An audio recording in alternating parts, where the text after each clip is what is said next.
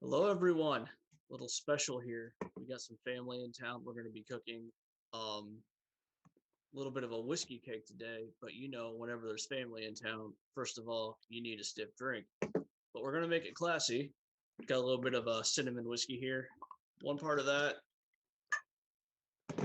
and we're going to do a couple parts of ginger ale, some machino cherries. Get good and drunk, cook some cake, and have a hell of a time. Ladies and gentlemen, welcome back to Booze, Desserts, Smoke and Meats. Kind of a different style episode here today, due to some travel restrictions. Not really restrictions, but just time it takes to travel across the country. Uh, Good old Professor Porkland won't be able to make it today, but instead of canceling y'all's episode, I figured I would persevere, power through, and do a little story, like a story time with the Meat Viking kind of thing. We'll see how this works out.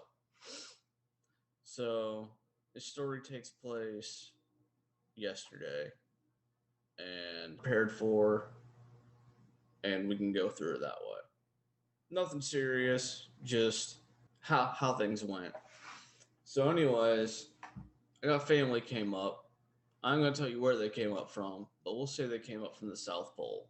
And they're visiting for the weekend. And whenever they're in town, sometimes other family will come up from other parts and they'll communicate with South Pole family, but not communicate with me directly. And everybody will show up at the meat hall of the Meat Viking. And that can be kind of a problem, but also a blessing because due to how everybody's kind of spread out, we don't always get to see each other, except for, twice a year. You get Thanksgiving, you get Christmas, and honestly, sometimes Thanksgiving doesn't even happen due to me and the Shield Maiden of Meat's work schedule. But, that that's on a different time. So, anyways, we're sitting there, we're talking, and it's about like 5 o'clock at night, and all of a sudden there's a knock on my door. And I had dinner already planned for the four of us. I didn't have dinner planned for six people. I only had meat ready for, and so I had an uh-oh. I had to figure out what the fuck I was going to do real quick. But we got there. And so, anyways, what happened was I had to get somebody to play host. And luckily, one of the people that came up from the South Pole is a really good conversationalist, and he can get a conversation going fairly easy. And I had to pull aside the mama bear and the wife to help me make what you guys are going to see here. It's probably one of the most delicious desserts that I've made in a long, long time, and it is called whiskey cake. And when you make whiskey cake, it's a super simple thing. Just get some whiskey, your basic cake mix. I think we use 2 boxes. We use 2 boxes of pudding, and use quite a bit of whiskey. But we actually cut back on the recipe a little bit because I was like, that's at some point you're going from flavor to just I want whiskey on top of my cake, and you should just pour a shot on it if you're at that point. And it was at that point in that recipe. And so I kind of left the house for a quick minute while the host was working on, keeping everybody going. I went and I got us a couple of more things of food real quick from the deli. And this is kind of a big deal for me because two of these people I've never actually cooked for outside of, bringing an appetizer for Thanksgiving or, something for Christmas. I've never sat down, been the host, and actually cooked for them because every time I've seen them, it was either, hey, I'm going to be in town for like an hour. Let's go just grab a bite to eat at somewhere local. Or let's go and, you know, I need your help working on a roof. We'll order pizza or something.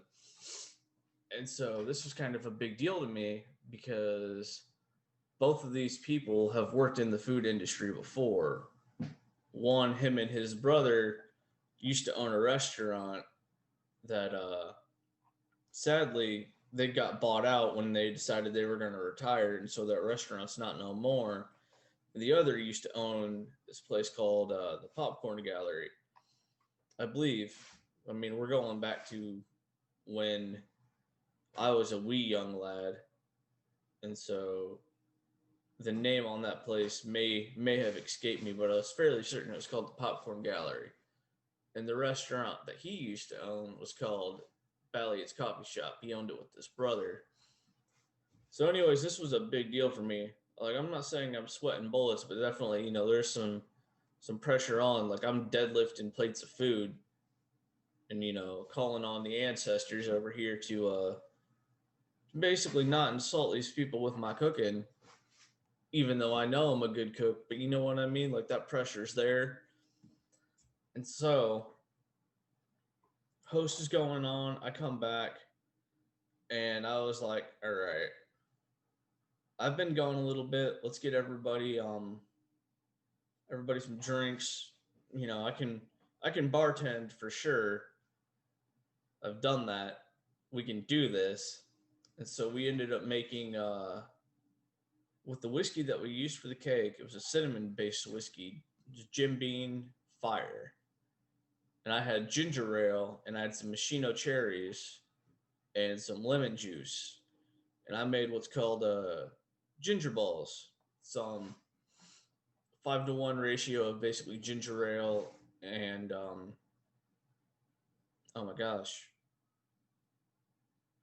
ginger ale and whiskey, the cinnamon whiskey. And so put that, throw some ice, two machino cherries per glass, and just you sip on that, kind of gets you warm. And I had a fire going, so you know you got a nice like inside warm drink plus a fire going, you're gonna be cool.